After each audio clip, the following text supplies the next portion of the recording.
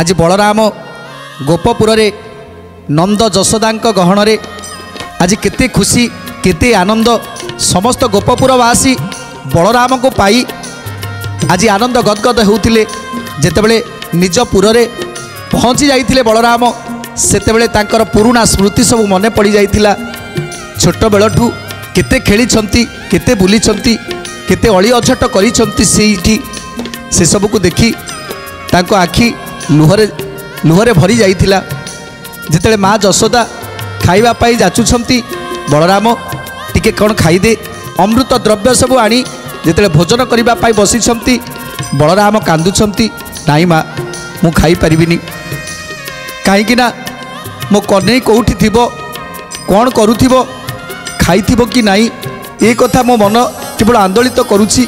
मते किछि भी अमृत मध्य रुचिबनी माँ तेणु तेणु मते जीवाकू पड़िबो आउ मो कन्हई की खोजिबा पाई पड़िबो ए कथा कही आज नंद जशोदा निकटरू विदाय नहीं समस्त गोपी गोपाल मानक पाखरु विदाय नहीं आज बलराम चली आसिले से गोदिका घाट निकट को आउ से गोदिका घाट रे पादुका मंत्र को स्मरण करी आज बलराम पहुँची गले से मधुबन रे। मथुरा रे जेतेबेले प्रवेश करिगले सेतेबेले उग्रसेन इंदुमती तांको पाछटी नेले आ पचारुछंती बलराम तमे आसिलो हेले आम कन्हई कुआडे गला।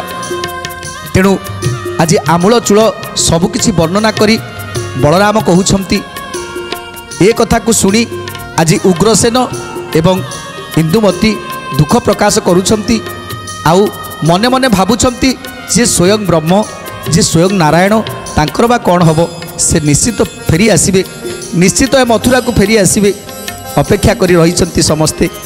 एपटे बारुणा बंतरे जेतेबेले प्रभु जाई पहुँची सेतेबेले बारुणा बंतरे समस्त नरनारी माने खुशी रे आनंद रे आज गदगद होई उठिछंती जे स्वयं नारायण आज आसीछंती आम बारुणा बंत पर्वत को।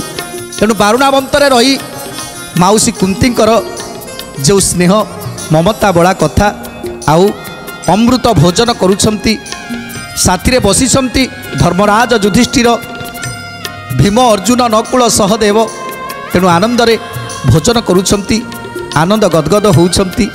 जेतेबेले जरासंध को छाड़ी सबु राजा माने निज निज राज्य को चली जाइथिले सेतेबेले दुर्योधन मध्य तांको राज्य को फेरी आसीथिले हस्तिनापुर को दुर्योधन मध्य फेरी आसीथिले।